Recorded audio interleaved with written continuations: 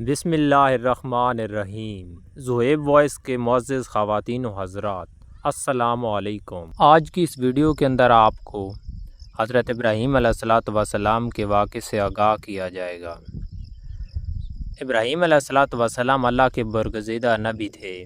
آپ کو ابو الانبیاء اور خلیل اللہ بھی کہا جاتا ہے۔ اکثر انبیاء کرام آپ کی اولاد سے تھے۔ توریت اور انجیل میں ان کے بارے میں مذکور ہے۔ توریت کی روح سے آپ 2200 سال قبل مسیح میں عراق کے قصبہ ارد میں پیدا ہوتے ہیں۔ آپ کے والد کا نام تاریخ لکھا ہے اور مگر قرآن پاک میں آزر کے نام سے دیا گیا ہے۔ انجیل میں اللہ تعالیٰ حضرت ابراہیم علیہ السلام سے ہو کر فرماتا ہے، دیکھ میرا عہد تیرے ساتھ ہے، تو بہت قوموں کا باپ ہوگا اور تیرا نام ابرام نہیں بلکہ ابراہام ہوگا، کیونکہ میں نے تجھے قوموں کا باپ بنایا ہے۔ حضرت ابراہیم علیہ السلام کی ولادت نمرود کے زمانہ میں ہوئی۔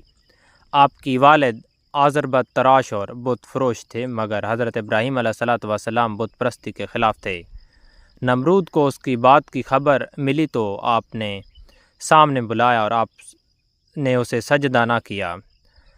پوچھنے پر بتایا کہ میں اپنے پروردگار کے سوا کسی دوسرے کو سجدہ نہیں کرتا۔ نمرود نے پوچھا کہ تیرا پروردگار کون ہے؟ آپ نے فرمایا کہ میرا خدا وہ ہے جو مردے کو جان بخشتا ہے اور زندوں کو بے جان کرتا ہے اور مشرق سے آفتاب کو نکالتا ہے اور مغرب کو۔ نمرود نے شیطان کے بہکاوے میں آ کر ابراہیم علیہ السلام کو قتل کرنے کا منصوبہ بنایا اور اس مقصد کے تحت 160 گز لمبا اور 40 گز چوڑا اور 120 گز اونچا ایک احاطہ بنوا کر اسے لکڑیوں سے بھر کر آگ لگا دی۔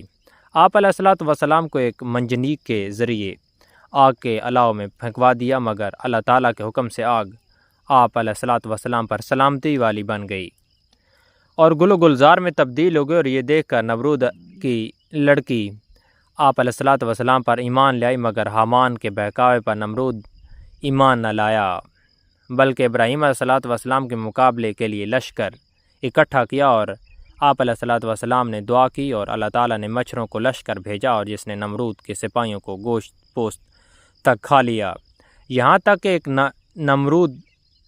ایک مچھر نمرود کے دماغ میں جا بیٹھا اور اس کا مغز کھانا شروع کر دیا۔ اس کی حرکت سے اسے تکلیف ہوتی، لیکن جب کوئی چیز سر پر مارتے تو اسے آرام محسوس کرتا۔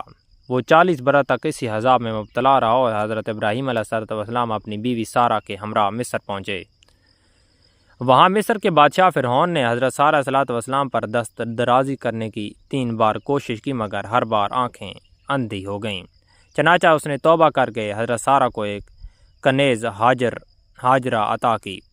حضرت ابراہیم علیہ السلام اپنی بیوی سارہ اور کنیز ہاجرہ کے ہمراہ فلسطین سے ہوتے ہوئے شام پہنچ گئے اور وہاں حضرت ابراہیم علیہ السلام نے لوگوں کو شریعت سکھائی۔ آپ علیہ السلام نے خدا کی عبادت کے لیے جب ایک قبلہ کی دعا کی تو جبرائیل علیہ السلام نے بیشت سے ایک پتھر لا کر بیت المقدس کی جگہ رکھا۔ حضرت سارہ علیہ السلام نے اپنی کنیزہ ہاجرہ آپ کو بخش دی اور اس کنیز نے بطن سے حضرت اسماعیل علیہ السلام پیدا ہوئے۔ حضرت سارہ نے جب فرزندگی کی خواہش کی تو ان کے بطن سے حضرت اسحاق پیدا ہوئی، اور کچھ عرصہ بعد حضرت ابراہیم نے 3 روز تک متواتر خواب میں دیکھا کہ کوئی شخص کہتا ہے کہ اپنے بیٹے کو قربان کرو، کیونکہ انہوں نے اس کی نظر مانی تھی۔ اس طرح حضرت ابراہیم علیہ السلام نے اپنے فرزند کی خدا کی راہ میں قربان کرنے کی کوشش کی، مگر جب حلق پر چھری پھیرنا چاہتے تھے تو حکم ربانی ہوا کہ اے ابراہیم نے اپنے خواب سچا کر دکھایا اور اب اس کے عوض ایک مینڈا ذبح کرو۔ چنانچہ آپ نے ایک مینڈا ذبح کیا تو جس کی قربانی کی رسم کا آغاز ہوا۔ حضرت ابراہیم علیہ السلام کو جب تعمیر کعبہ کا حکم ہوا تو آپ نے حضرت اسماعیل کے ہمراہ خانہ کعبہ کی تعمیر کی۔ حضرت سارہ کی وفات کے بعد آپ کی ایک کنانی عورت سے نکاح کیا اور جس کے بطن سے 6 لڑکے پیدا ہوئے۔ آپ علیہ السلام نے 200 سال کی عمر پائی اور آپ کو قدس سے خلیل میں دفن کیا گیا۔